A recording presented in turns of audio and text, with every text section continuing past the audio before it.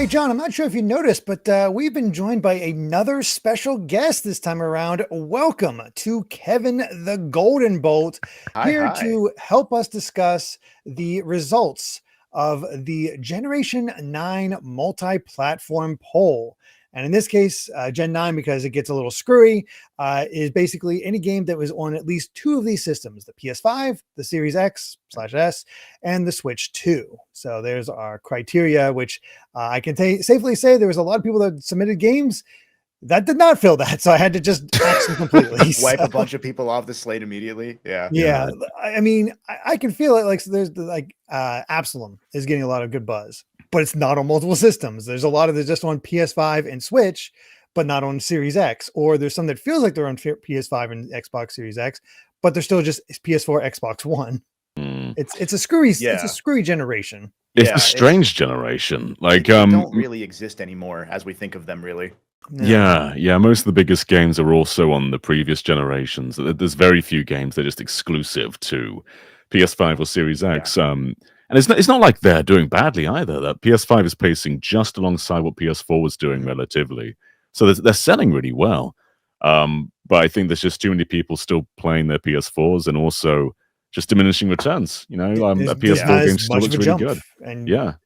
it says something where people are hearing about, oh, they're preparing to do the next generation of systems already. Yep. And everybody looks at that and goes, Yeah. Yeah. It's interesting because it's like a risk aversion sort of situation too, where so many of these games, because budgets have ballooned so much, and because it's to summarize it, pretty down to too much of a distilled boil here. It's much easier now to pare things down for a Switch version or for a PS4 version, because everything's kind of just a computer at this point. There's not really specific hardware architectures that make too many differences besides having a port team or something like that. And that's just so much easier now that you see stuff like, I'm sure I'm going to make an example. Ghost of Yotei will be on PC in probably a year. That was already probably made with PC somewhat in mind. Yeah, just to make most porting likely. easier. Yeah. There was a time where we would get entire trilogies every generation. Like PS2 was full of trilogies. But even PS3, like you had 3 Uncharted's and a Last of Us all in one era. This time, like we have one Naughty Dog game really, other than the Last of Us remake. You just don't get as many games anymore because they take so long to make and they're so big and expensive. It's just a very different kind of era now. And we've already had a few of them appear in previous top 10s as well. So there's a rule if they've appeared in a previous top 10, they can't reemerge here. Gotcha. We've lost Baldur's Gate. Don't wait, tell us what we've lost, Derrick. Oh, well, some major ones. You have Baldur's Gate 3, Street Fighter 6, Clair Obscur, Elden Ring, Hollow Knight Silksong, Hades 2. Makes it very difficult. Yeah. So this is sort of like, this is the best chance for a lot of cult classics to make it in, or just maybe ones that aren't quite as prevalent or didn't quite get the make it over to the that final push. Yeah, now would be the chance for Hi-Fi Rush, but I don't think that actually came out on other systems yet. Still, it did not, but it already made it PS5? on the Series X. It's supposed to be out. I don't think it did come out at this point. I'm not okay. I haven't checked on that, but I've been waiting to buy it, but I can't. So. But yeah, Hi-Fi Rush is on the top 10 list anyway, just because of the Series X poll. So it's all good there.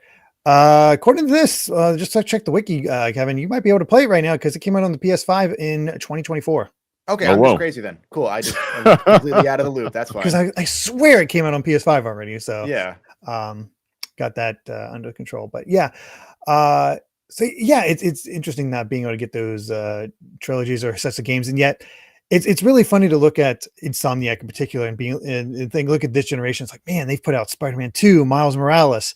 They got Wolverine coming out. They put Ratchet and Clank out. That's 4 games. That's so much more than so many other things. And then you look at their PS3 output, where it was just Resistance, Ratchet and Clank, just tons and tons and tons of games, like 12 different games. In their case, it's so much. Sorry, John, go ahead. Oh, no, you go ahead.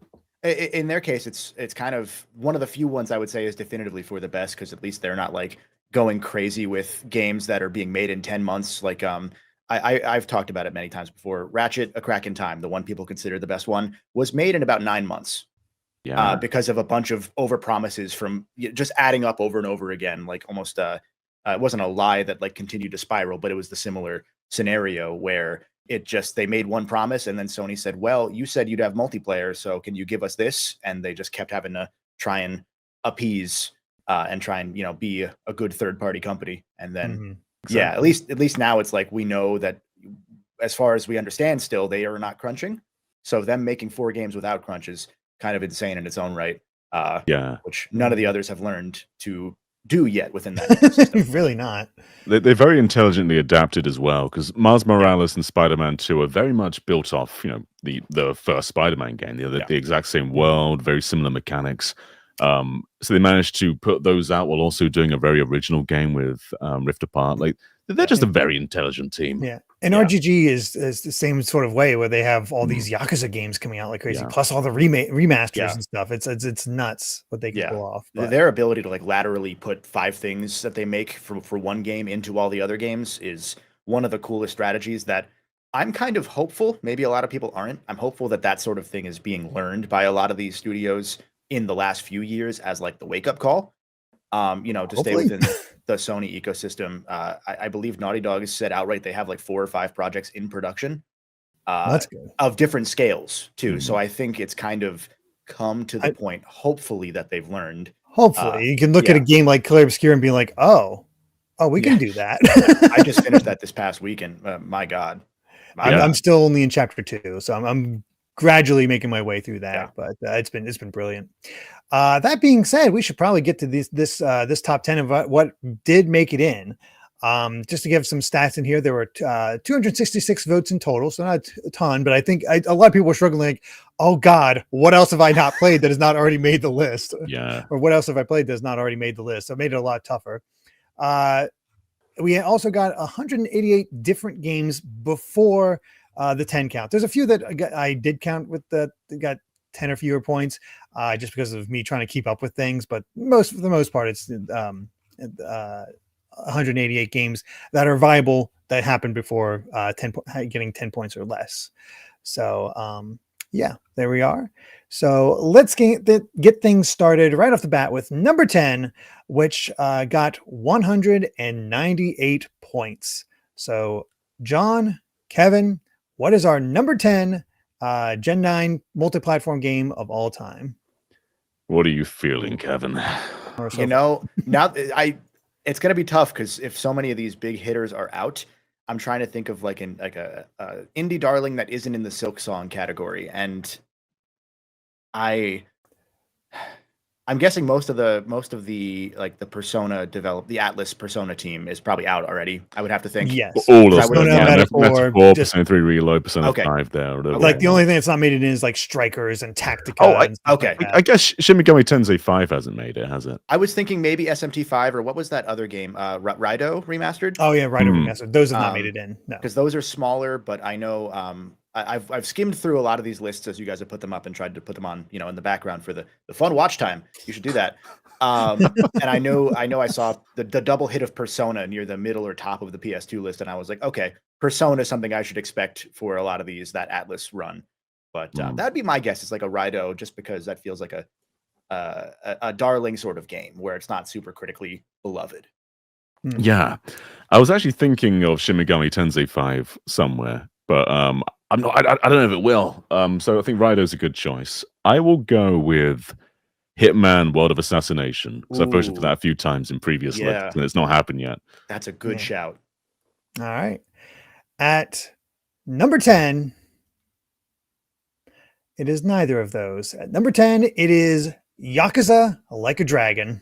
Oh, that's an interesting one, because so you said earlier that you were counting games as long as they were on multiple next-gen platforms. That was a PS4 game as well. Would that have disqualified it? Nope. Okay. What matters is that it's on PS5 and Series X. It does, like, if it's on other stuff, I don't care. It's just okay. It has to be on PS5 and Series X. This was a Series X launch title, right? It's like timed Series X exclusive for a while. I believe so. It came out on PS4 as well.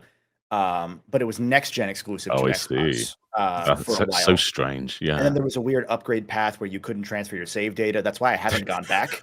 because I had a PS4 copy because they sent me one for coverage way back when, and yeah, I haven't gone back even though I want to, just because I'm like, well, I don't want to start over, but not yet. These games are already long enough. I just caught up.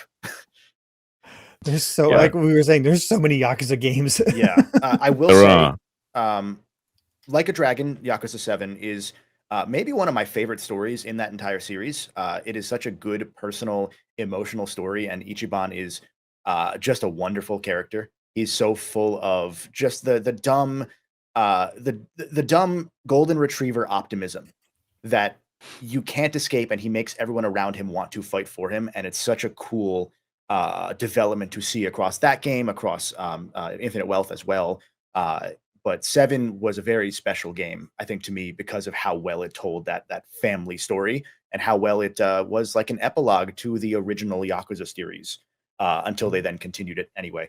But that's a whole other issue. I mean, people love those characters; they just want to keep seeing them in their own ways. I've still only played Yakuza 0. Gotcha. But it's a brave idea to completely change up your system to go RPG.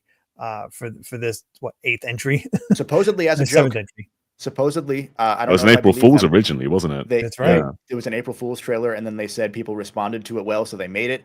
I kind of believe that, because if you play 7, it is kind of rudimentary in a lot of the RPG mechanics. Infinite Wealth is one of my favorite RPGs mechanically I've ever played. Oh wow! So they did actually build on that masterfully in the following game, but 7 was like just good enough to justify it, if that makes sense. It's a cool shift as well, because after so many Yakuzas, especially as like an outsider, I've played 1 and 0 and dabbled in a few other ones. I find it very intimidating how quickly they come out, and I think because they are quite similar from a gameplay perspective, it makes it hard to find a good one to dive in with that isn't 0. And so, like, sort of rebooting the gameplay, it's a great entry point. You know, this is like a reboot almost. You know, it's like a new sub-series. It's just a really smart way to keep Yakuza going without suffocating newcomers. Yeah, absolutely. It's what I did for coverage back then, and promise this isn't a plug, was there was a discussion between so many people of where do you start. Everyone says 0. I've never been of the opinion that you should start with 0, though some of that was out of having played 0 last. I just played 0 before the Majima game this year. Because I was like, well, I want to do it in the release order, because I think of 0 as a prequel that complements the series rather than what people did play it as, which is fine, which is a game that became an entry point, because the whole point is those characters are such a diametric opposition to what you expect them to be that it feels weird if you play them in 0, which is kind of the point. 7 to me was one of the ones that I always went with at this point. I've heard that as well. With 0 for me, it works as I'm aware of Majima. I'm not aware of how like Kiryu seemed like how he always was as far as that goes. But I will say that I also have Yakuza Kiwami. So after I finished 0, I didn't have time to play it anytime soon. But I looked at the box and I saw who the villain was, and I'm like, what the hell? There's a fun running joke that I've seen throughout the series of people saying, "Oh man, I love Yakuza 0. I can't wait to spend more times with my good pal Nishiki." And then, but Yakuza Like a Dragon, a great entry point there. So our number 10 Gen 9 multi-platform game of all time. I feel like it's only a matter of time before that's all out on the Switch too, as well, with the way they're getting. Making sure to fill up these games on that system. So there we go. All right, let's continue on with our number 9 Gen 9 title. This one beat out Like a Dragon by 1 point. By 1 point. Okay. By 1 point. Some of these are very actually most of these are very close, but this is the closest. Okay. I will I think there's a good chance for 2 Tetris games to be on this list. And I think one I'm thinking of is way further along. So I'll go with Puyo Puyo Tetris 2. The first Puyo Puyo Tetris is technically like from the PlayStation 3 era. So this is a current gen Puyo Puyo Tetris. Let's throw that one in. Mine, I'm going to go in a completely different direction just because I know it won't be there. I'm going to say like a Super Bomberman R. I think that came out on PS5 gen as well, or R2 definitely. They had exclusive characters. So the Xbox version has Master Chief and Arbiter, and then PlayStation has Ratchet and Ape Escape Monkey. Yeah. Oh Yep. yeah, forgot about that. All right, at number 9, Kevin, you're on the right track before. It is Shin Megami Tensei 5 Vengeance. Okay, I'll take that's a half point. I'll take that. I'm going to count that. Yes, Man. Shin Megami Tensei 5 Vengeance, the expanded version Okay. with a new scenario, and actually out on other systems. And I've only played like the opening hours of this game, but I like it. I mean, I know people Yeah. have issues with it, but I think it's still at the base level just fun to play. Yeah, I finished the vanilla game and I really enjoyed it. Like you're always juggling your party around, always evolving it, changing who's in there. It's just a really great strategic game. You don't really come here for the story. Like if you're coming from Persona and you want like a really like gripping story, it's not really here. But the gameplay is a lot of fun, very tactical. I didn't play the Vengeance version that much, just because it was quite fresh in my mind, the original one. Sure. But I don't think it changed that much, right? It's mostly just a few new additions. It's a few new additions, but some more demons, but also like a new story scenario where you have a split path. We can either do the traditional, like this is the SMT 5 story, or here's the new Vengeance story that goes in a different direction somehow. Since I'm not familiar, I went into the Vengeance portion just to try it out. But it's I like the gameplay changes because I've not played SMT 1, 2, or 3, but I have played 4 to completion. And this, I like the exploration so much more. Seeing the demons on screen is really nice. The battle system is snappy. It felt just good to play. And as you said, SMT stories, they can be fine, but it's not the point. I don't know. Yeah. I never sticks with me. Like I understand like some of the points here, but I don't get connected to any of the characters or anything like that. It's just like, oh, how's the story going to get messed up and what are we going to fight? Yeah.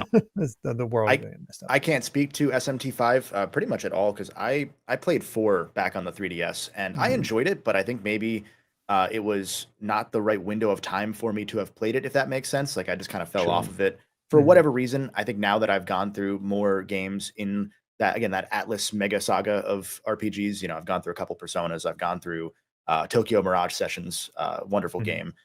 And I think I'd be able to go back to it now that I appreciate a lot more of that style. But it was those games are dense to get into up until like the Persona 5 reboot of the entire Atlas hierarchy, for lack of a better term. Like that game was so easy to get into that I think once you are into it, it's kind of like Yakuza. It's easier to absorb going forward because now it's not as intimidating. Yeah, you have the baseline, so now you can go to these other games and have an easier time. And the SMT series is always going to be the most difficult of them all. Yeah.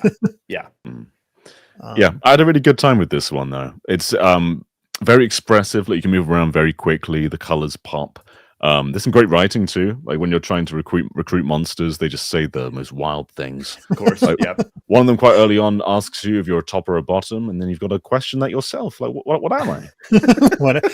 what am I? What have I done with my life that I got here? That was what threw me off when I first played again 4, because I think I was coming off the back of like I had played RPGs obviously, but I would consider myself at that point like Pokemon, Final Fantasy, some of them. Ni no Kuni was one that I really adored. So I'm going from like this super happy Studio Ghibli game into like Penis Monster telling me off when I try to pay him money to join me or something like that. And I'm like, you know what? I'm into this idea, but I don't know what the hell I'm doing. Yeah, it's fair. And hey, since you are familiar with Tokyo Mirage Sessions, the UI for this game is essentially that. It's the same. Yeah, they changed a few colors here and there. Straight from it. I've kind of felt that like every game since Tokyo Mirage has kind of been very heavily from that cloth of Tokyo Mirage. Like outside of like the Persona 5 UI being different, obviously, like, so many of that game's stylings to me came from the chaining system in Tokyo Mirage, and they just took that and made it better and better. And I adore everything that's done that because that's such a fun synergy system. Yeah, everything always comes back to Tokyo Mirage Session, which I don't know. I don't think that made any top 10s, which is sad. No, in spirit it has with the it's the one looming behind like Master Hand at the. Oh, there you go. All right, well, let's continue on to our number 8 Gen 9 multiplatform game of all time so far. beating out SMT5 by 4 points. These are all really close. Like the last one was really at close. 1 point, right? Yeah, last one was only by 1 point. Yeah. So and there's the 3 games that did there's 3 games just below number 10 that are all within 3 points of each other and below number 10 by 12 points. So that's how close some of these games were to getting into the top 10, but just didn't quite make it. I suppose that I should probably just say Bomberman R2, since I was 1 behind last time. I should just do that again and see if it works. It's not going to. It's not going to be here, but I'm going to try it. People love their Bomberman. They do. They do. I'll go with Unicorn Overlord. Ooh, good one. Nice. All right. At number 8, Kevin, I'll be damned. You're wrong. I figured you weren't going to fool me on that one. No, I figured not, but I thought I'd try. Number 8, Split Fiction. I had this in mind, but I thought it'd be way further on. I would have assumed that would have already made one of the other lists. I'm not going to lie. You'd think so, because it's such a it's recent, so it's fresh in people's minds, and also it's just so damn good. I didn't play this back at the start of the year, but I played it when the Switch 2 came out, which is one of the launch titles. And I had such a good time playing this with my wife. It's just so witty and well written. And then the gameplay just goes wherever it wants to go. And it's just really connective and fun and wacky and wild. I had a brilliant time playing this.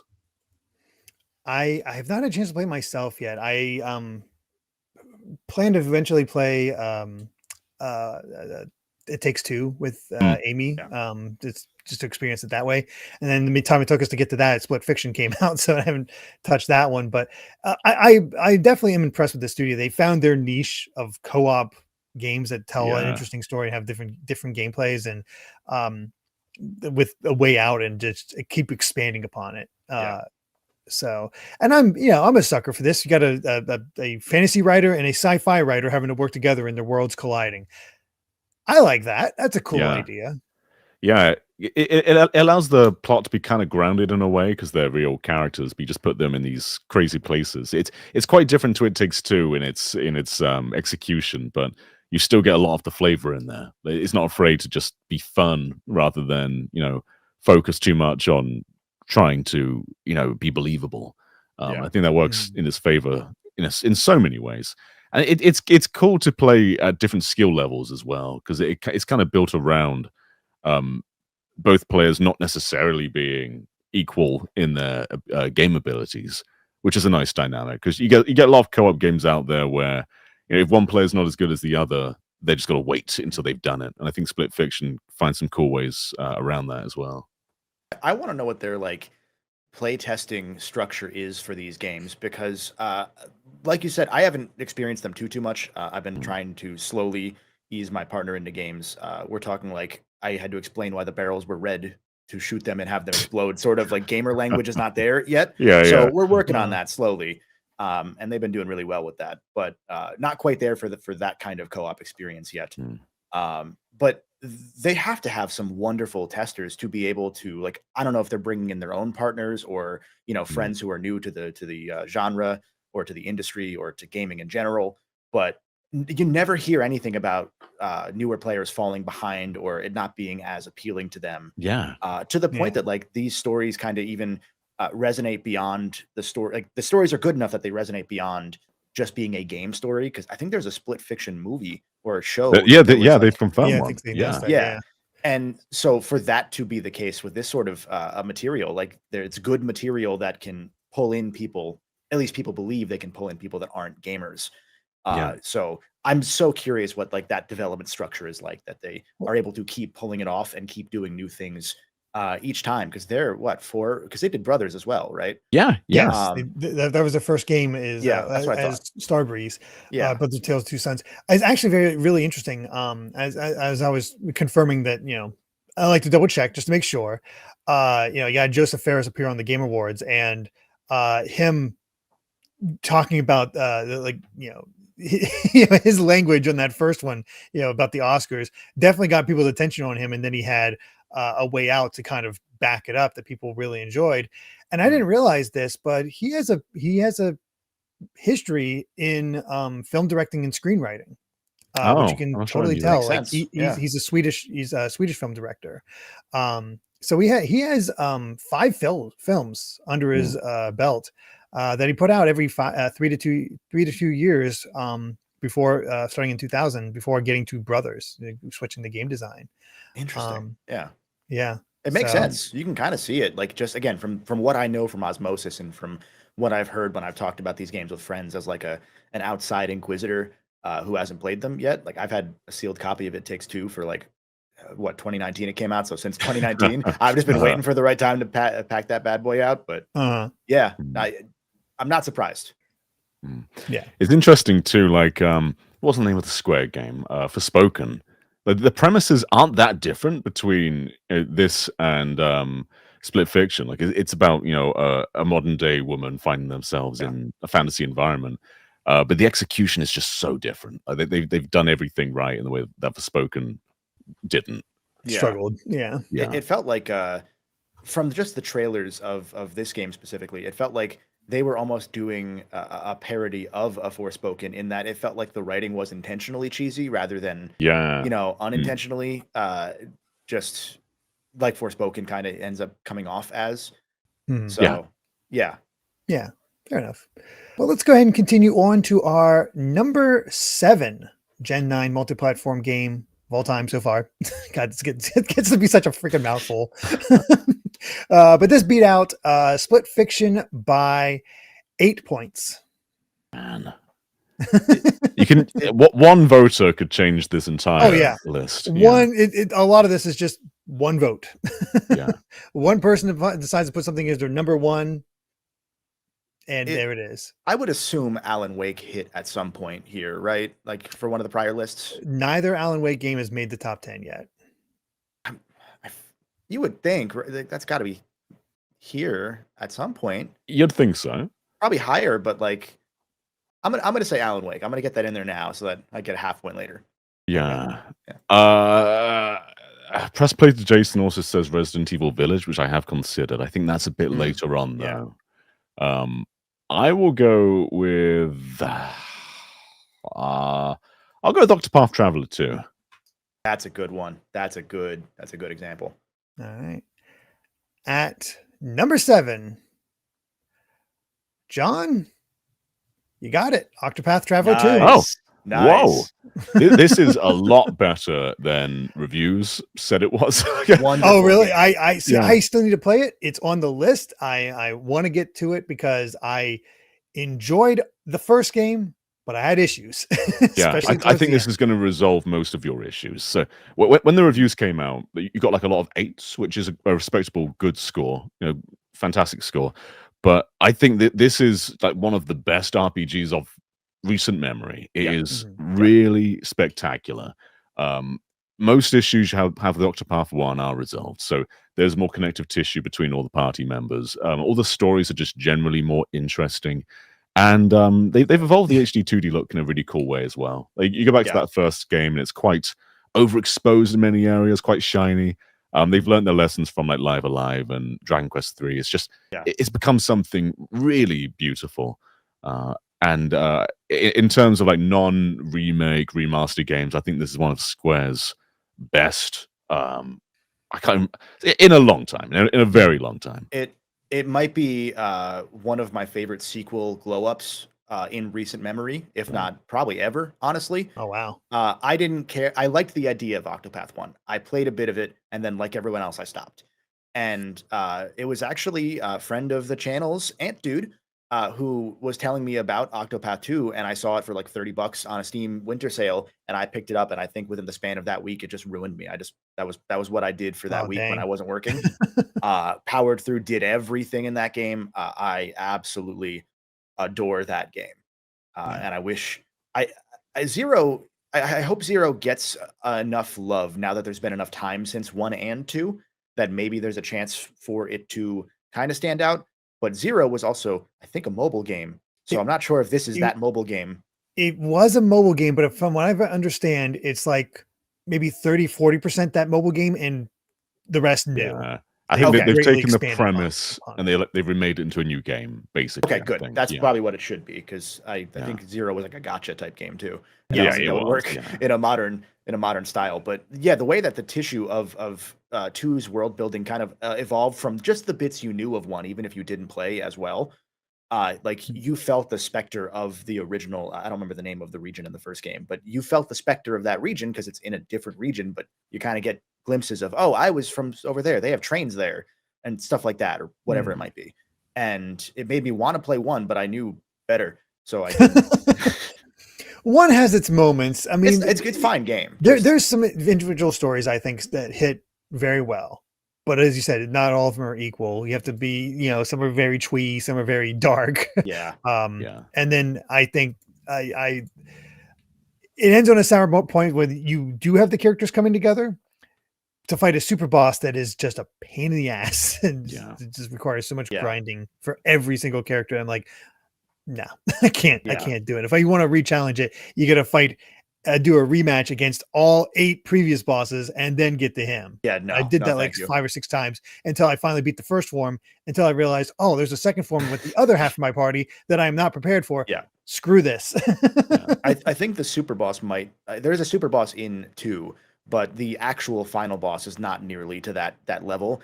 And I think it leverages, from what I remember, I'm a little hazy, admittedly, because I played it all in a week. The later part of that game leverages both of your parties well, and those party members each have such unique traits to them, even more so than 1 did, that I can't think of too many more unique sets of parties in recent memory besides like a Clair Obscur, where every character is so wildly different to control. And it's what made Octopath 2 really stand out. And immediately when I played Clair Obscur, it was one of the things that I weirdly compared to this completely unrelated game, but it just kind of hit. Yeah, it came in that time too, where Square just kind of greenlit everything, so it got buried by its own portfolio and didn't really get marketed much. And all its trailers weren't that interesting. A lot of Square trailers go like, new. Yeah, a lot of the trailers always go like, "Welcome to the world of." It's always like. Is there any trailer that's worse than that sort of thing? There's a big flyover of the cityscape or whatever, and it's just like, oh, it's like when E3 trailers, when in first person shooters you'd have the slow pan up to the sky. Yeah. Yeah, got that whole thing, and they're still doing it with the whole Adventures of Elliot, which thank God they put out a demo. Yeah, that was very much a "this is the kingdom of you play this." Well, everybody, I think everybody got a laugh. It like sounded like Philadelphia or something like that. It was really close to Philadelphia. Like even with subtitles, I was like, wait, what? But I know there's a lot of people pulling for Octopath Traveler 2 to make it in here, and there it is. It's worth checking out. Put it off. Very cool. So I have an RPG shortlist, and that is on it. But yeah, let's go ahead and move on to our number 6 Gen 9 multi-platform game of all time so far. This one beat out Octopath Traveler by 23 points. Our first real major jump. Okay. I'm going to say Hitman again, because I think it should be here, but it probably won't be that much higher than this. Hitman's a good one. Hitman should be here at some point either way, if it hasn't been in one of the prior lists. You guys mentioned, and one of the live audience mentioned Resident Evil Village. Has Resident Evil 4 remake been before? Okay. Yeah. Everything apart from 3 and Village, I think, have made it, right? Okay, well, 3 is not going to be. I don't think I don't think. Okay, yeah, 7 made it. So yeah. Okay. Yeah. So 2 remake, 4 remake, 7 is of the modern Resident Evil games. Okay, because I have there's that trio of Alan Wake, Resident Evil Village should be soon, and I had a third one which I'm now forgetting. So I'm gonna say, so I don't say Alan Wake a third time, I'll say Resident Evil now. Okay. Okay. All right. John, did you say yours? I blanked. I did. I said Hitman. Hitman. It should be Hitman. Okay. But I'm not going to steal the prediction. Okay. At number 6. It's neither. It's Unicorn Overlord. Oh, you got a half point. You got a half almost point. You're a little jumped the gun a little bit there, John. But yeah. Again, on the short list, especially because I played the demo, and my God, that is a demo that you try, and at least in my case, like I got to play this game. It's so good. It's a magical game. Vanillaware never miss. They always land artistically, at least they always land. And this is like their best looking game ever. And it's stunning to behold, but it's also just one of the best strategy games I've played in a long time. I'm not really like a huge tactics guy. Like there's a few tactics games I like Final Fantasy Tactics and a few Fire Emblems, but this one just really captured me. There's just so much in-depth planning in this one. And I think it's all just, given a podium by how good the audio and visuals are. This was actually the game that a week or two ago, I was looking at my I want to play something list, and it was this or Clair Obscur. And I went with Clair Obscur. But I've wanted to play this for so long. I'm so glad it's on other systems now. Because, again, that kind of came out in that Switch era where I was like, I have Joy-Con drift, so I am going to try and avoid that as long as I can. And so I waited. I was hoping for a Steam Deck version or a Steam PC version. That didn't happen, but it's on the PS Plus collection in some capacity. Cool. So if you're part of the subscription, it's there for free. And again, so close because everything Vanillaware I've played, I have adored. So good. It's I forget the name of the Vita game. That was on the Wii. Muramasa. Muramasa, thank you. That made the list. Kunitsugami was in my head. I know that's not right, but that was the game that got stuck in my head there. Muramasa was wonderful. That got me into Odin Sphere on PS4, and then that was my opening. 13 Sentinels got me retroactively back into Odin Sphere after I had started it, because 13 Sentinels is one of my favorite stories, maybe in any game ever. So more game from them than 13 Sentinels had was what I wanted.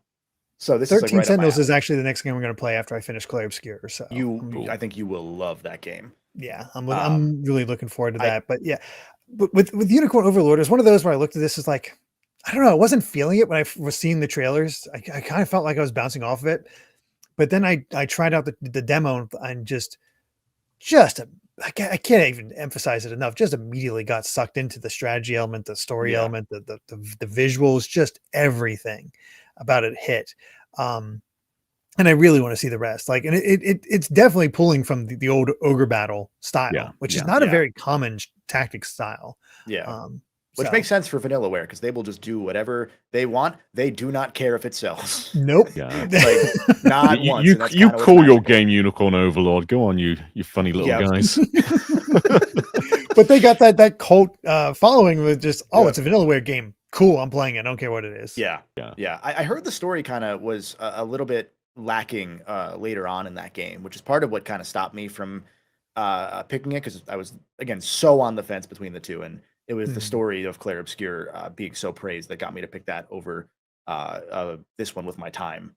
But I'm not a huge strategy guy either, but everything about that game, and it just felt appealing to me. The fact that they're so confident to have was it a 10-hour demo, or was it a 5-hour demo where the pause time didn't count, so it was 10 hours? I think it was that. I think that's what it was, where they were like, don't worry, it's not just 5 hours, which I respect. Yeah. We need just every Vanillaware game on modern platforms. Like, give us that Muramasa HD, give us Odin Sphere on the Switch, just give us everything. We need it all. At least we finally got Grim Grimoire yet. Oh yeah, they're doing that one again too. Yeah, we got that one a little bit ago. I think the big one that we don't have on modern platforms is Muramasa.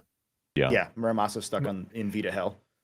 And eventually, unfortunately, we got the PS4 version of they beat 'em up. Odin Sphere, right? No, beat 'em up. Beat 'em up. The one with like the Amazon woman and the oh shoot, the sorceress. It was on the tip of my tongue. I'm gonna say Kunitsugami again. Dragon's Crown. Dragon's Crown. I kept thinking Dragon's Dogma. It's like, that's not it. So that's right. Yeah. Unfortunately, it has a PS4 version, but that's just straight up beat 'em up. Like you like the old D&D Capcom games, play that. Yeah, because that one has multiplayer too, I think. I almost tried to get my buddies into that one at one point. When I was in a Vanillaware kick. Yeah, that would be fun one to play with friends, but hard to have that local. Do not have that local, but I I can't say too much about Unicorn Overlord, just that it's really good. Try the demo if you're curious. That's my God. Yeah. All right.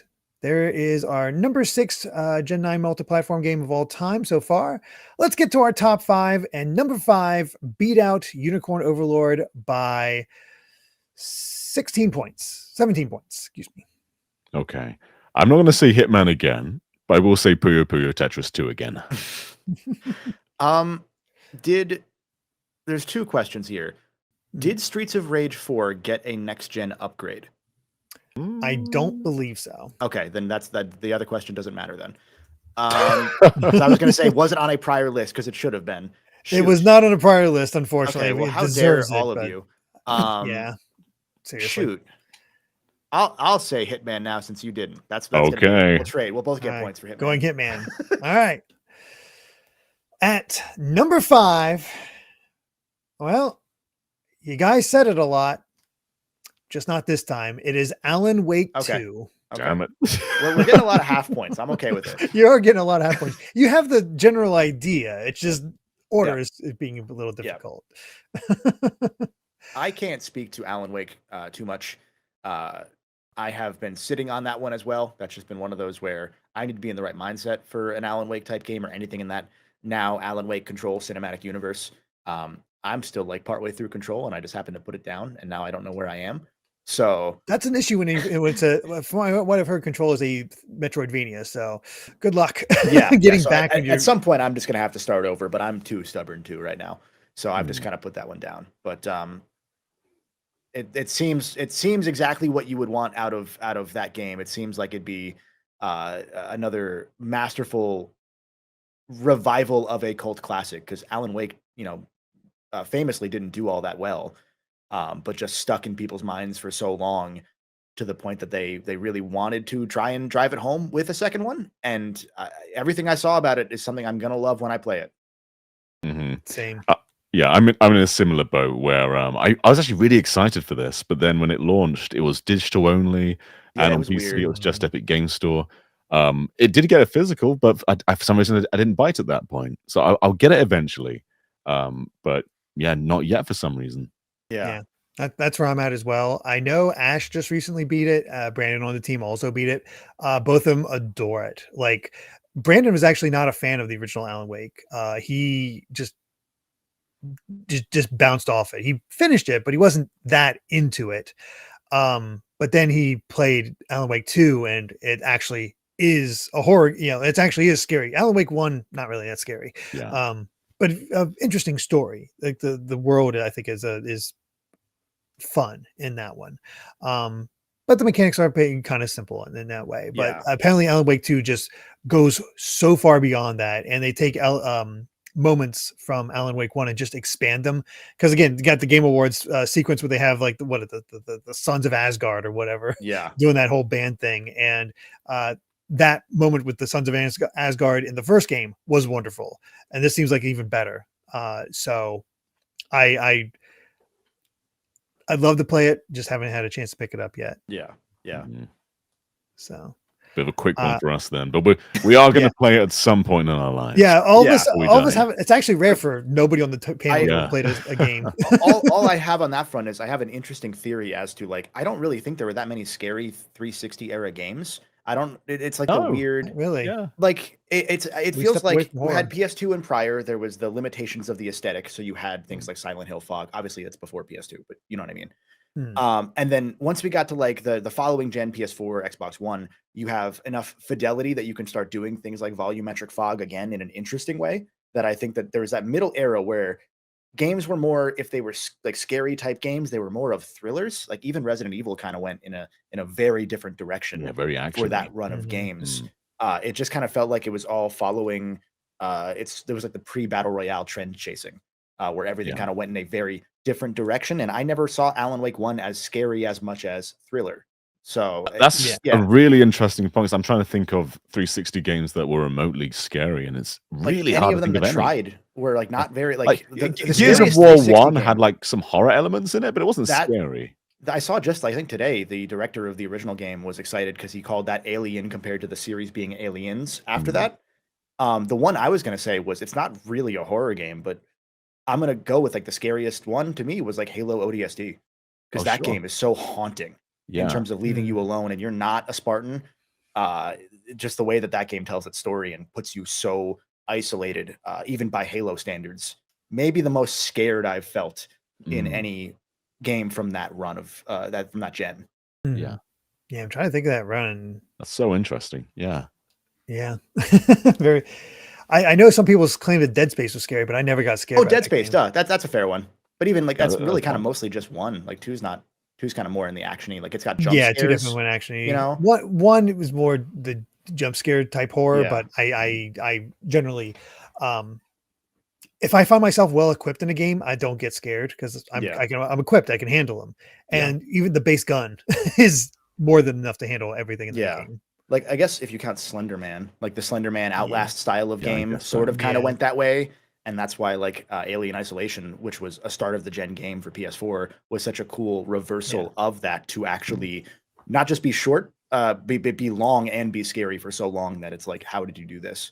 That's the one that reminds me of like horror. I wish Alien Isolation had made it onto these lists because I love that game. It's such a good fantastic game. Yeah, it's too good of a game. Like I really think that someone dared them and said, you can't make a horror game good for 8 hours, and they said, we'll do 20. That's love it. All right, well, let's get to our that's Alan Wake 2. That's just an excuse to put up more Alan Wake 2 footage while we were talking about it. But that is Alan Wake 2 at number 5. Let's find out what our number 4 Gen 9 multi-platform game of all time is, beating out Alan Wake 2 by 5 points. Do you have any theory about where this list is going? Like, what games do you have reserved for? None. What could be the top 4? I'm kind of at a drawing a blank point because I'm like, okay, a lot of these games make sense. I'm trying to think of which ones wouldn't already be on the prior lists. Like, I was thinking like a Monster Hunter, but they'd only be Wilds, and Wilds isn't going to be here. Yeah. Monster Hunter struggled the entire time. I'll tell you 2 games I'm thinking about. Yeah. Prince of Persia: Lost Crown. I think it's going to be there. Yeah. Good one. Resident Evil Village, probably still there. I'd like one of the Tetris games, but I'm not entirely sure at this point. I might be ditching Puyo Puyo now and going for Tetris Effect Connected, which is technically it's mostly a last gen game, but it has was raid also bosses. Series X launch title. It has weird raid bosses at least now. Yeah, so I'll say Tetris Effect at this spot. That's a good one. That's a wonderful game that I played that in PSVR 1, and it was like an emotional experience. It's magical. It's so good. Shoot, what would be a good one? I'm gonna go with a weird one that's not gonna be here but should be. I don't know if it'll count. Walkabout Mini Golf on PSVR 2 and PC VR. Yeah, One of the best VR games ever made. Walkabout, what's it called? VR Walkabout Golf. Mini Golf. It's also on Meta Quest. So on Meta, platforms. Meta as well. Yeah. Ooh, press play to Jason said Lies of P. That should be here if it's not in a prior one. That better be here. Walkabout Mini Golf is genuinely fantastic. It's if it's not on PS, is it on PS5 and PS5? It's not another console, so technically it probably wouldn't count. But it's it doesn't count in that case. It is on phones technically. There's a phone version. Well, there you go. But I don't care if it's not here. It should be, because that game is so good. They lock make it in regardless. Every 2 months they make a new map for that game, and it's like $2, and you get a whole map, a hard mode for the map. It's so good. Yeah, nice. All right, at number 4.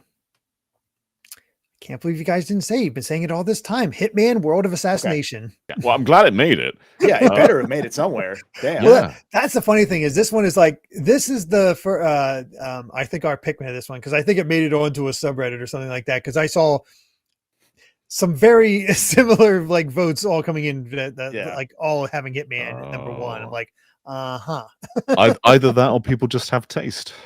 That too. I mean, it's like I mind it. It's like whatever. If I didn't look at specifics, I wouldn't know any better. But it it was enough to make it to number 4. So well, I'm really glad it's here. Yeah, what a great reimagining of the original Hitman. Because I tried to go back to the original Hitman, the old Hitman games, couldn't do it. It's just felt too clunky. These felt smooth and unique, and who cares about the plot? It's fun just going assassinating somebody. Yeah, it is. I've said in previous top 10s when I've guessed Hitman, I played the old Hitman games and I enjoyed them. But for whatever reason, I let this current generation of Hitman pass me by up until the Switch 2 launch, where I finally played World of Assassination. And I just played through Hitman 1, Hitman 2, currently in Hitman 3 right now, and they're spectacular. You just get these sandboxes that are absolutely gorgeous. It was a great like next-gen showcase for the Switch 2, just having all these crowds on a handheld screen. That felt crazy. But then you get all these different options of what you can do to get past the guards and sneak around. Yeah. I liked Metal Gear Solid 5 in ways, but I also felt like it was kind of it spent a lot of time flailing around, whereas Hitman just gives you all of that kind of stealth toolbox in a very condensed way. I think it kind of succeeds in many ways where Metal Gear didn't quite do it in 5. Yeah.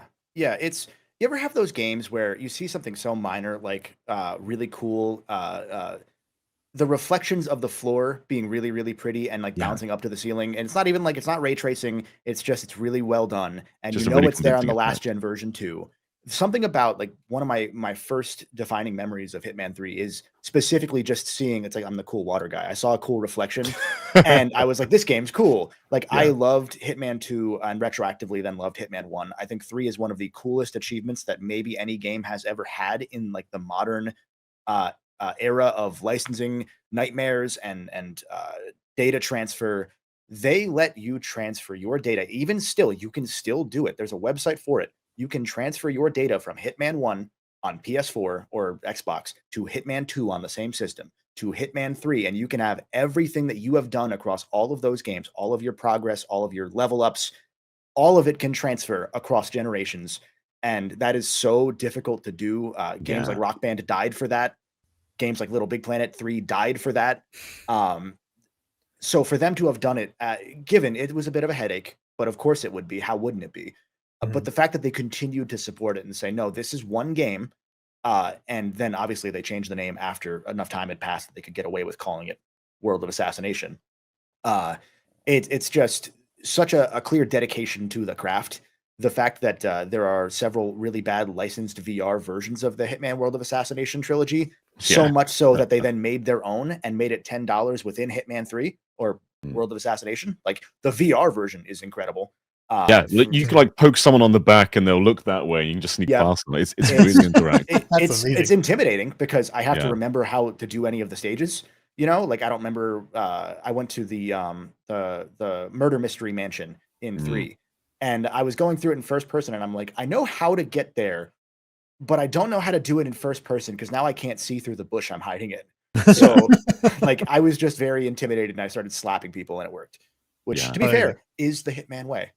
I have pretty fond memories of playing this on Switch too, because whenever I play a stealth game, I try and be sneaky. You know, I'll take guards out in a hidden way. I'll take their uniform. I'll just be really sneaky as much as I can until it gets to the point where I'm just shooting everybody. That's always how it plays out. And my daughter was sitting next to me on the sofa watching me. My wife was like, "Don't let us see the violent bits." I'm like, "Fine." So I just try to take out. Yes. I was trying to be non-lethal or be slapstick with my takedowns, and I actually had a lot more fun that way, where I was actually trying to be stealthy and actually trying not to take guards down.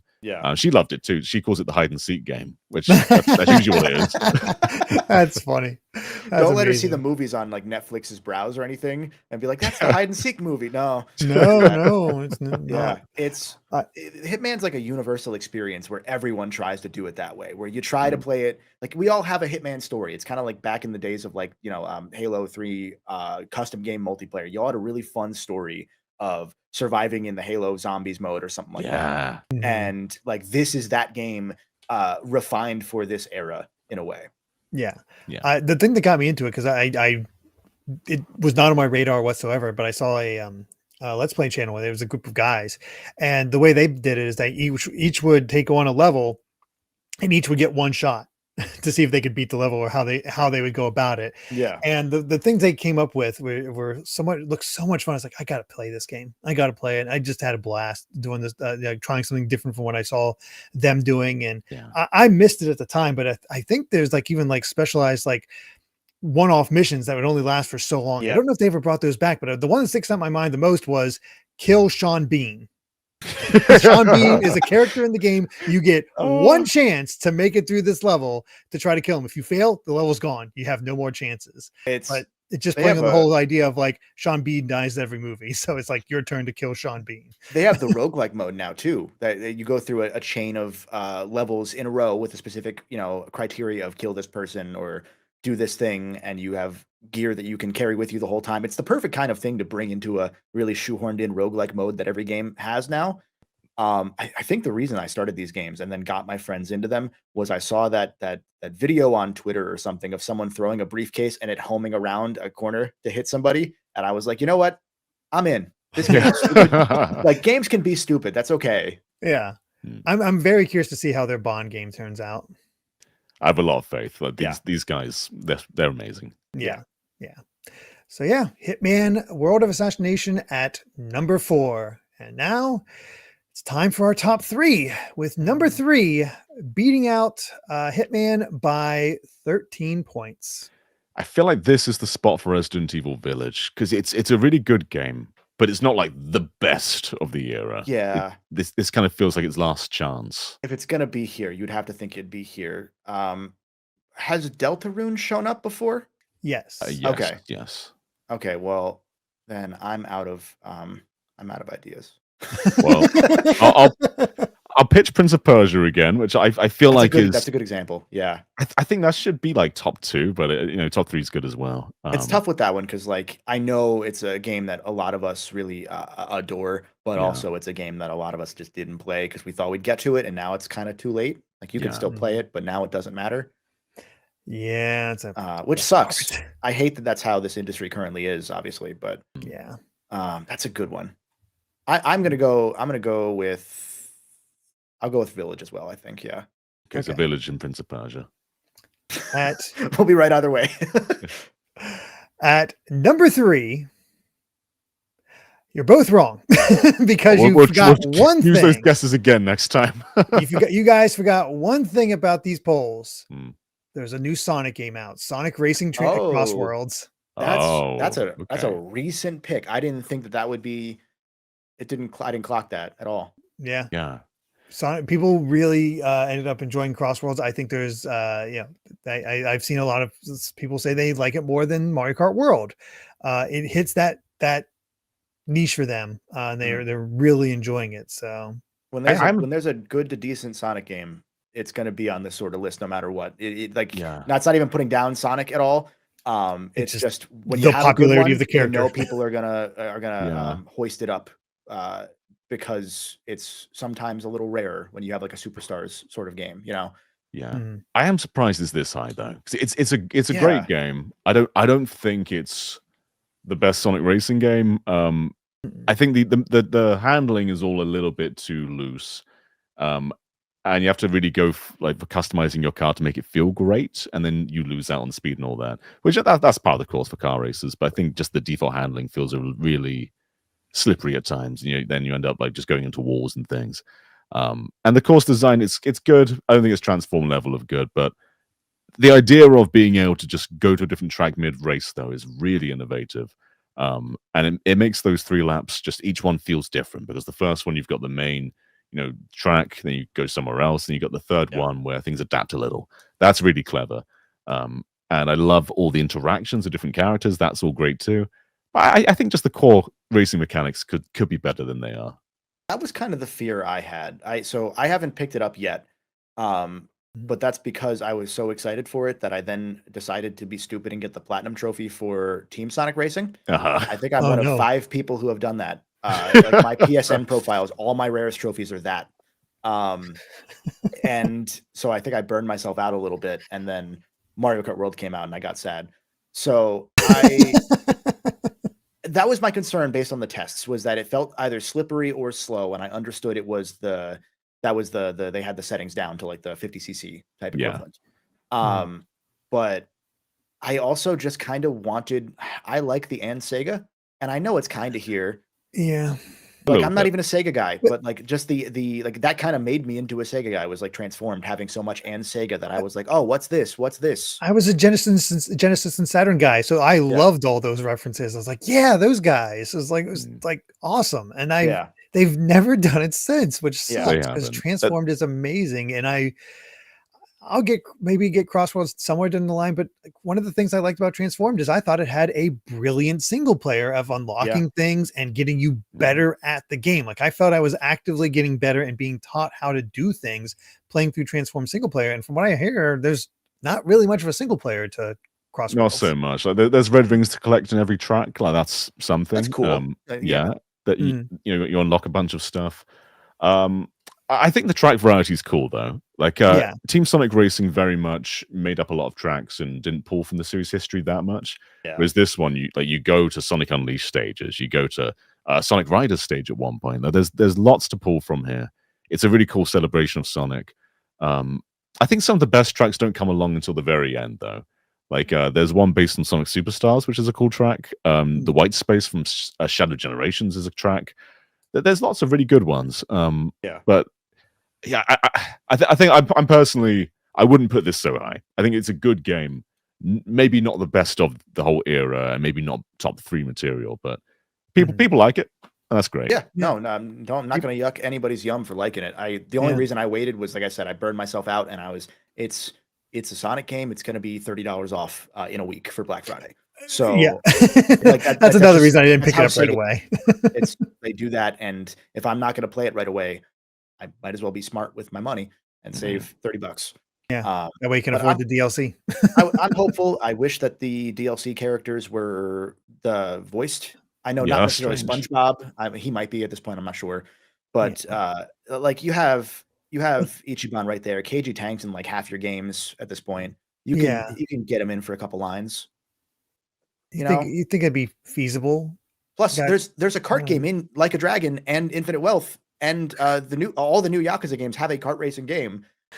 How dare you not put a Kamurocho or Yokohama in the game? How dare you? Yeah, that's right. Because that's because he's not. We didn't get a Yakuza track in Transform, did we? Oh, that's a missed opportunity. Because Yakuza hasn't been in the Sonic racing games at all until now. Yeah. That's a shame. Yeah, this is one I'll probably pick up eventually, but it's just not high up on my list to play soonish. I'm glad people are enjoying it. I think it is just the online multiplayer that really is carrying people around. They just like racing against each other in just this pure sense. And it's better than Team Sonic Racing, which is good. So there you go. Yeah. There's even like a Team Sonic Racing mode in this, which was apparently I saw one of my buddies playing it, and it looked like unique because I think it's a 4v4v4 now instead of 4 teams of 3.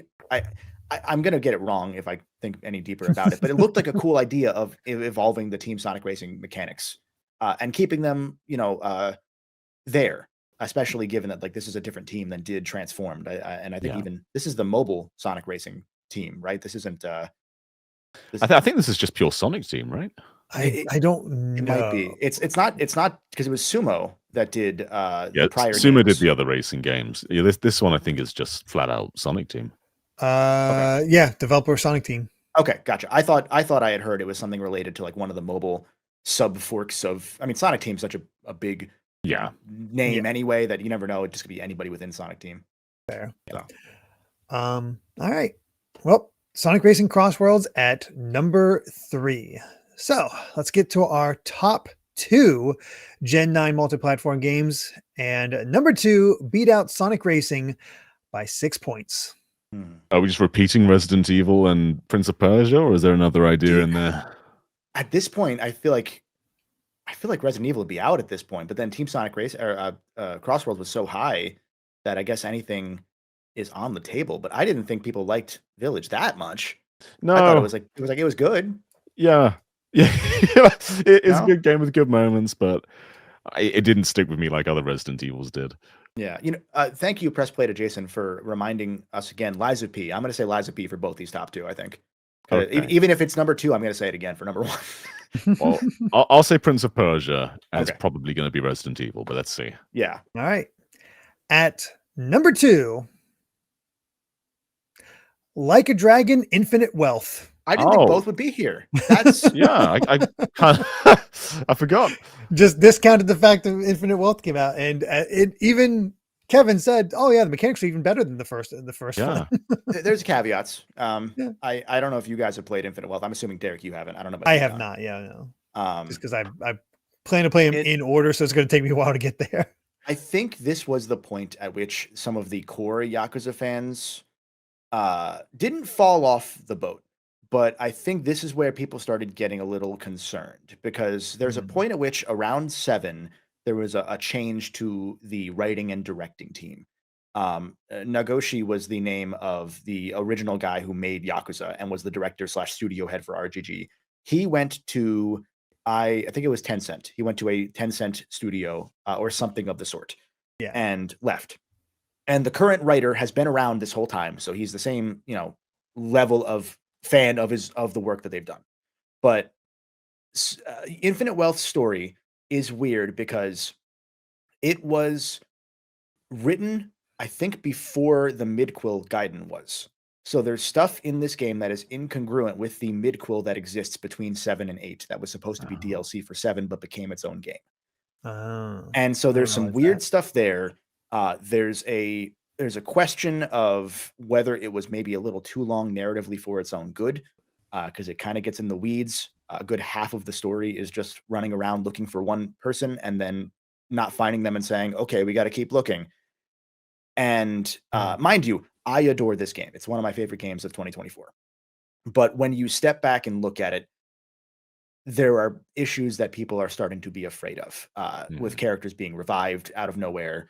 A lot of weird tropes that are starting to really kind of hit their stretching point, not necessarily a breaking point. So I guess I'm surprised that it was here because I would have thought even the Yakuza diehards would have said 7 above Infinite Wealth. That's interesting. You have not played it yet either, right, John? No, I've no reference for this one. Okay. Yeah. It's really good. Yeah. So, Kevin, when I saw what the top 10 was going to be, this is why I invited you on. It's like, I need a Yakuza guy. That makes sense. It's like, again, I'm being vague for the point of the story, but there's a question. You remember when there was that argument about like Sonic shitty friends for a while where no one wanted other Sonic characters in the games? Yeah. People are getting that way with Kiryu where they're like, why is he still here? He was supposed to be gone. You said there was they kind of made Ichiban the protagonist for one game and then said Ichiban's second game is still about Kiryu. And I think it kind of earned that by the end, but there are a lot of questionable decisions that are there along the way that I see why people are getting concerned about whether it's jumping the shark, because there literally is a shark that you jump. So, and then after this, they put out the Majima game, which I guess is its own cycle thing. Yeah, it's that kind of takes place. That definitively takes place after Infinite Wealth because they kind of like talk about, oh, this happened. Like it kind of addresses the complaints people had about plot points that were straight up dropped in Infinite Wealth, because there are several plot points that, usually in prior Yakuza games, a thing would happen and they wouldn't drop it, but they would leave it to the side and come back to it later.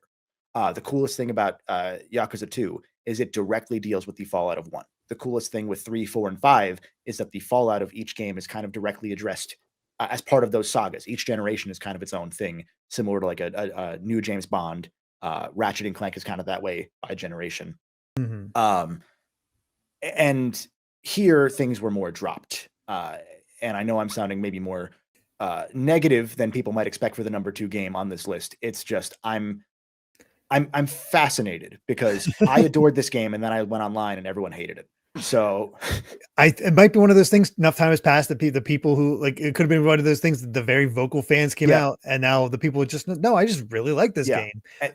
One of the best RPGs mechanically I've ever played. That's the thing, is the story doesn't matter at the end of the day if the gameplay is that good, and the story is fine enough to get by. It's just a little too melodramatic. Even by Yakuza standards. Which is really funny considering the way they introduced this game was Ichiban waking up naked on a Hawaiian beach. Yeah. Yeah. My favorite thing I think about, I think it was in Pirate Majima. I don't think it was in this game. There's a point where similarly Majima washes up on the beach, kind of like Ichiban did. And they have him talk to a kid who would clearly be speaking English. And they just kind of say, don't worry about it. Because that's the issue with both of those games, is you have several characters that only speak Japanese showing up in Hawaii and speaking to people who only would speak English. and it's We're always getting funny. into Tekken rules. And they're just straight up, you know what? Don't worry about it. It doesn't matter. Like, just we're telling a story. Shut up. And I respect that at the very least. Yeah, But that's fun. yeah, Cool. Yeah, I'm curious. It's not this doesn't dissuade me. I've heard there are weaker entries of the Yakuza 4 through 6. I don't know the you know, they're not always the best, but that's fine. I want to see what these characters do, and I think that's where I'm at with Infinite Wealth. Like, you that play doesn't these dissuade me at games all. as a family. There's a thing that I was writing recently that was talking about a series of games as a family where each sibling is learning from what the parents have learned from parenting the first kid. I mean, John, you would know. Like, you learn a lot of things on the first kid. You don't really know on the second kid, or you learn that for the second kid. You don't say, okay, let's not do that. That is how game development works. And that is how this sort of thing works with a series of games this long, where even the games like Yakuza 3 is the beach episode. A lot of fans love that game. It does not matter. But I say that knowing that some of the most crucial points in the entire series happened during the events of Yakuza 3, in terms of character studies and character development.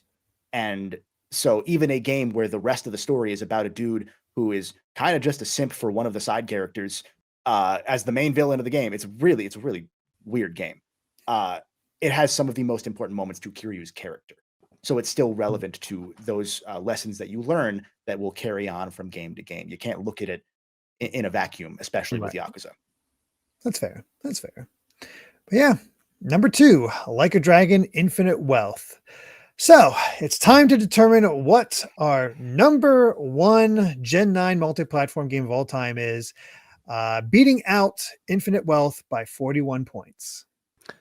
I'll be disappointed if this isn't Prince of Persia, because if it doesn't make the list at all, I think we've made a big mistake. We've failed as a society. Yeah. So now I'm metagaming this. I'm thinking about what you said about needing a Yakuza guy for this, and I'm like, is Lost Judgment here? Because it probably shouldn't be, but also that's maybe the best game they've made overall. So maybe it is, but I don't think it will be. But if there are 3, you would definitely have me here. So I'm going to say Lies of Peace still. I'm sticking with Lies of Peace. It should be it. But now I'm like, if it is Lost Judgment, I want like a half point here.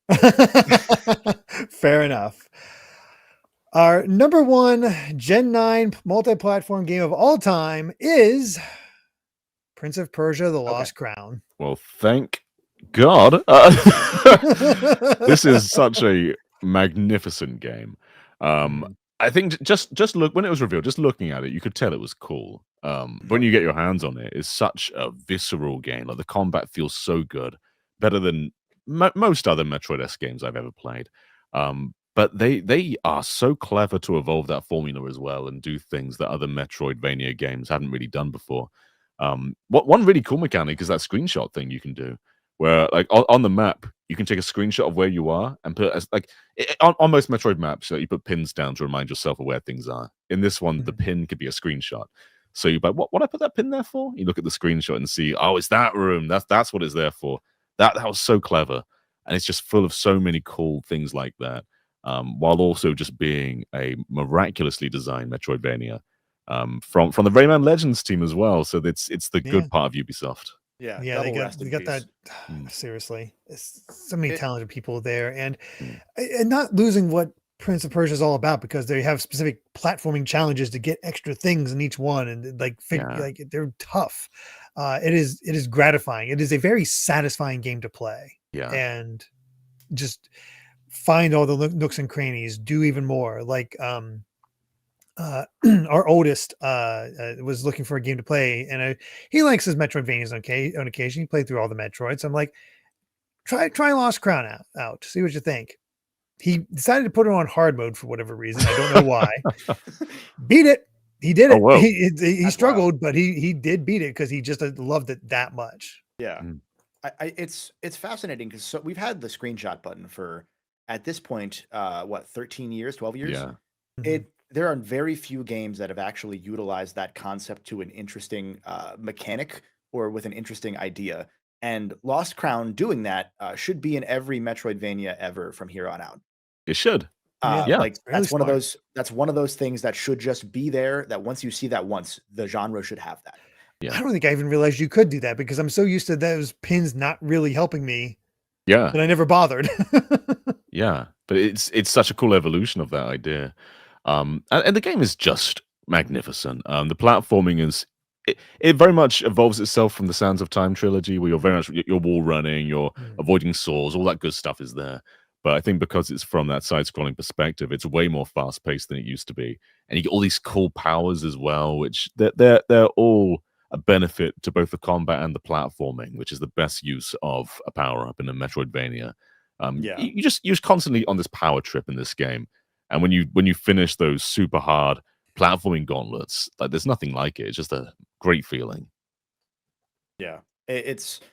Prince of Persia is also a weird one because it's one of the oldest game franchises, obviously. And Mhm. it's the only one that I ever feel maintains almost a stigma because it has been around for so long. Not that people look down on it, but there's so much. I think Prince of Persia, and I'm guilty of this, and I think about how many generations of Prince of Persia there have been.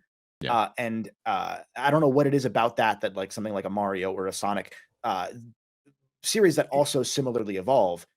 There's something about Prince of Persia that I think people are more hesitant to try unless you did play one of the ones that really clicked with you at that formative stage in your life. Mhm. And I like even down to the fact that there's the Rogue Prince of Persia that's the Dead Cells team is Yeah. working on.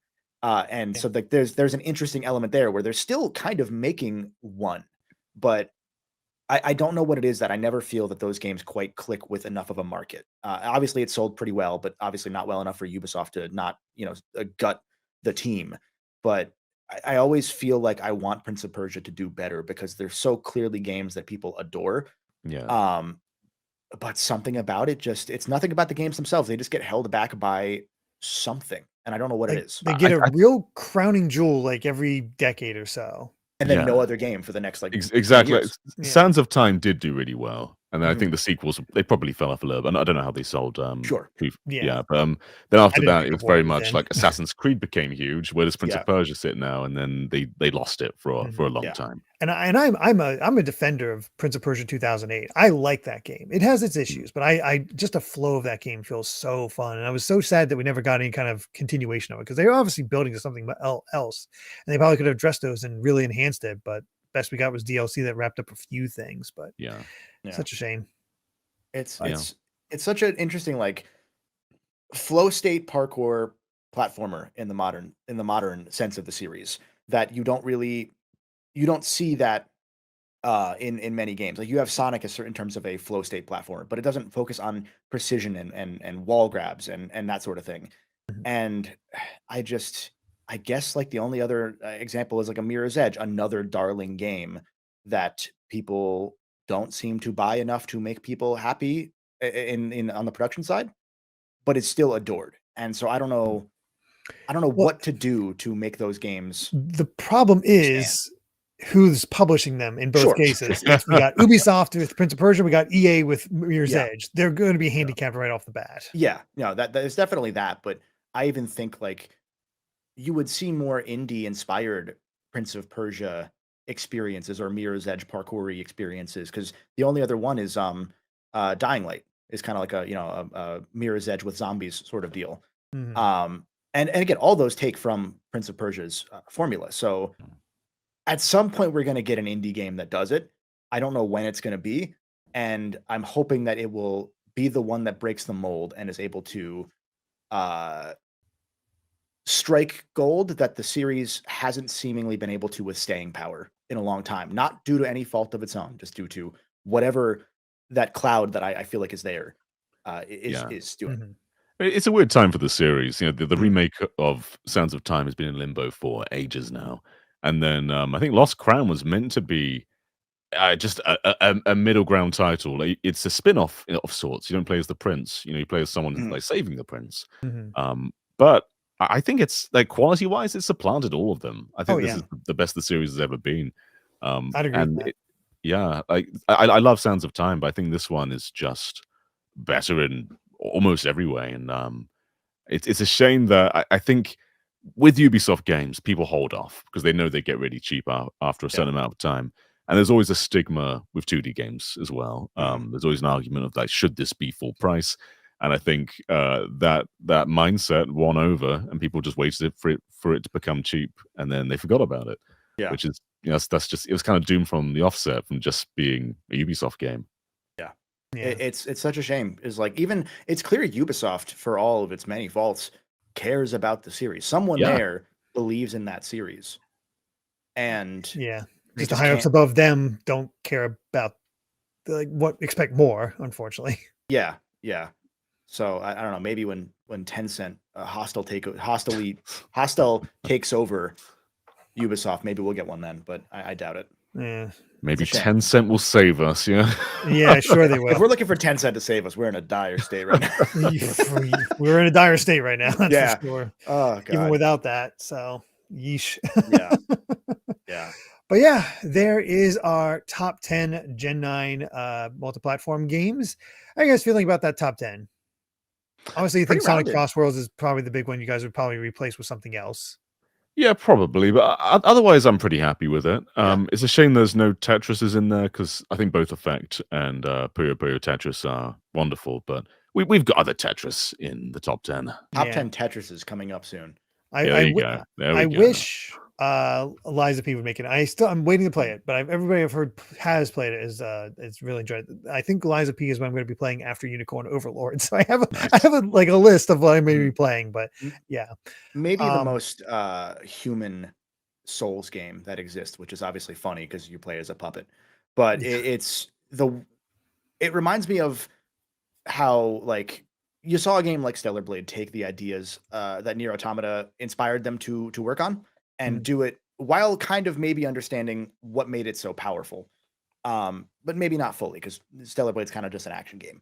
Liza P does that for the Souls formula and says, okay, what if we gave you a very right-in-your-face story? There's still these Souls elements. There's still all these, subtext you can read for. There's still clues you can look at. But it kind of made an accessible Souls game, which obviously exists given that Elden Ring sold like 50 million copies, but one that like a linear accessible Souls game that shows people you can do this while not feeling like you're compromising on yourself by just being a Souls clone, that you can still change things.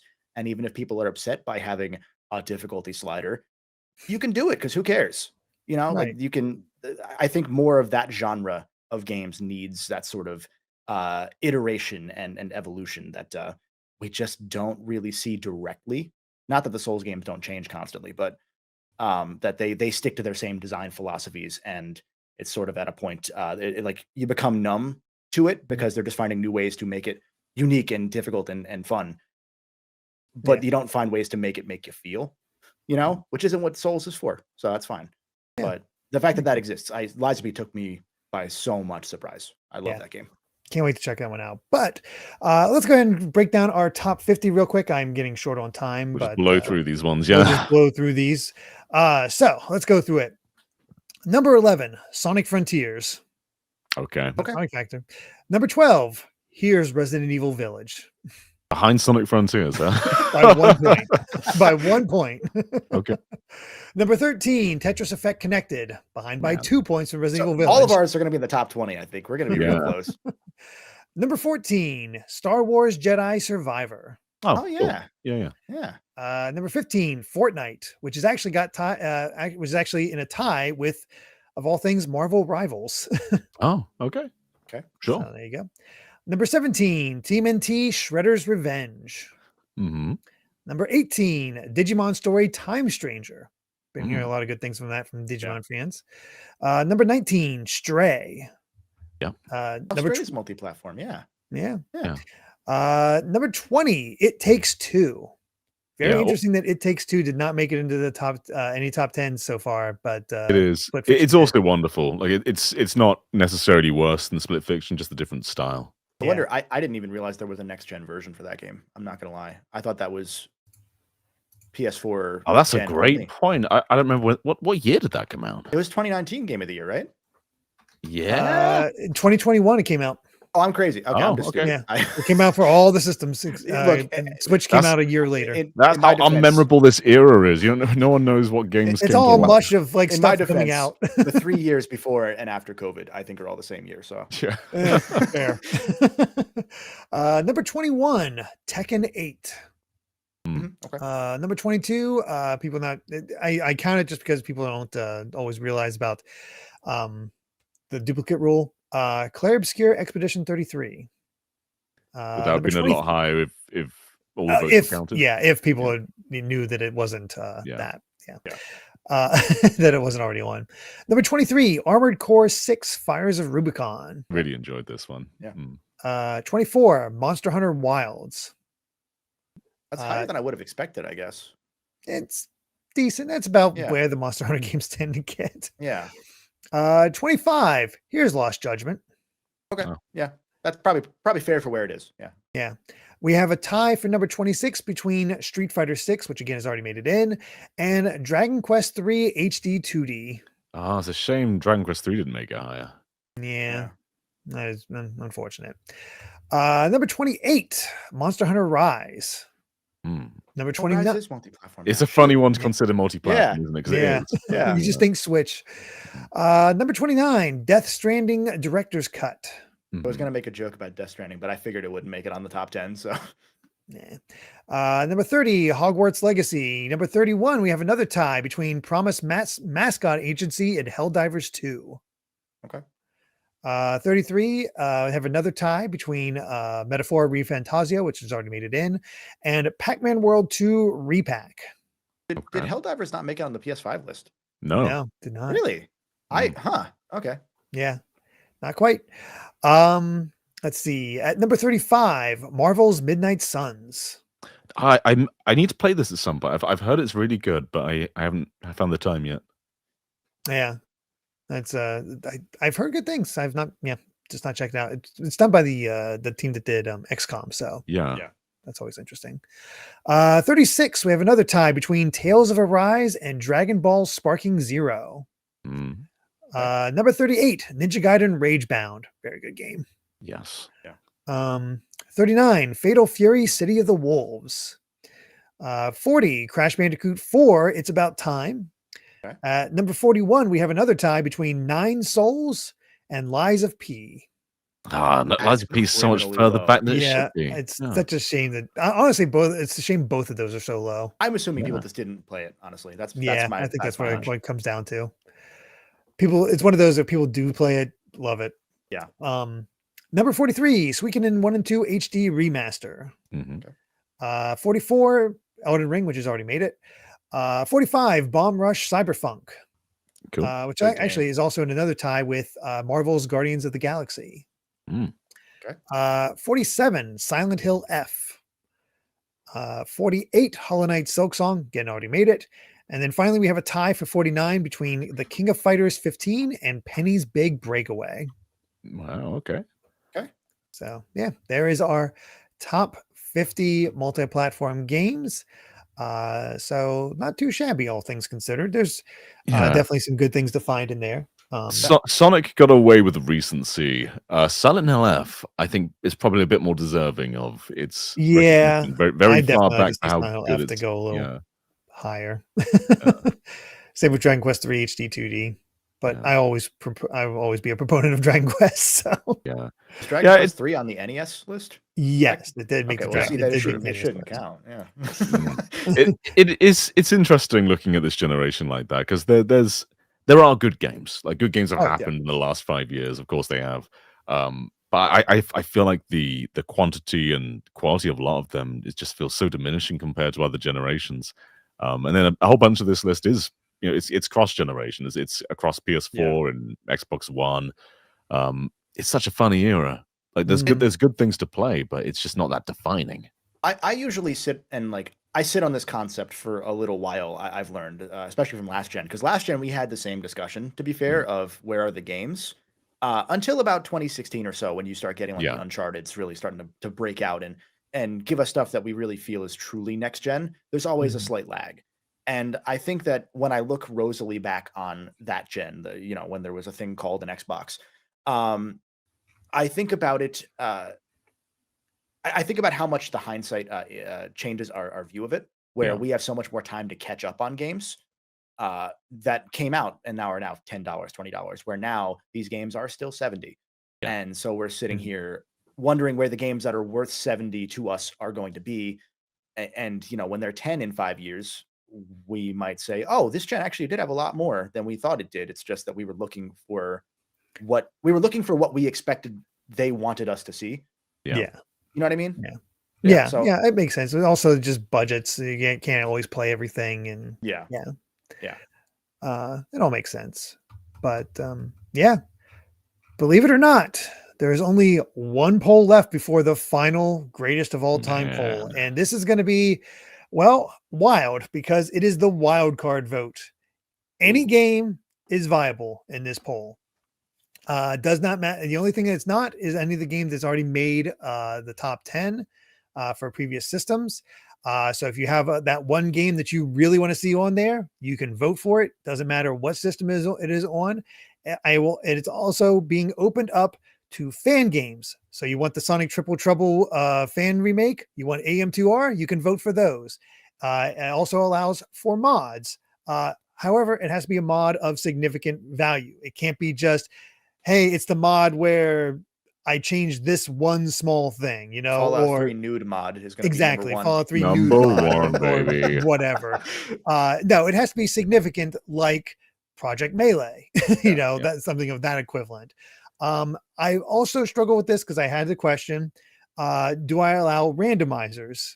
Is that enough to change it up? How do you guys feel about that one? Because I'm still a little split. I think randomizer should count. We should only allow Half-Life Alyx as a choice. Half-Life Alyx already made the list. Oh, did it? I thought it didn't for some reason. Okay, then yeah, sure, why not? I think randomizers would be weird only because there are some games that include randomizers already. So retroactively adding randomizers because the genre has become a thing. I don't know. I see the merit for it, but I feel like it'd be like putting Master Quest in as its own game. Those are a mastery challenge for a game that already exists. That's where I was coming in, because I've seen the argument that like they change it up enough that it feels like a new game to people, and that's viable. But I think so. But that's like speed running is then a different game.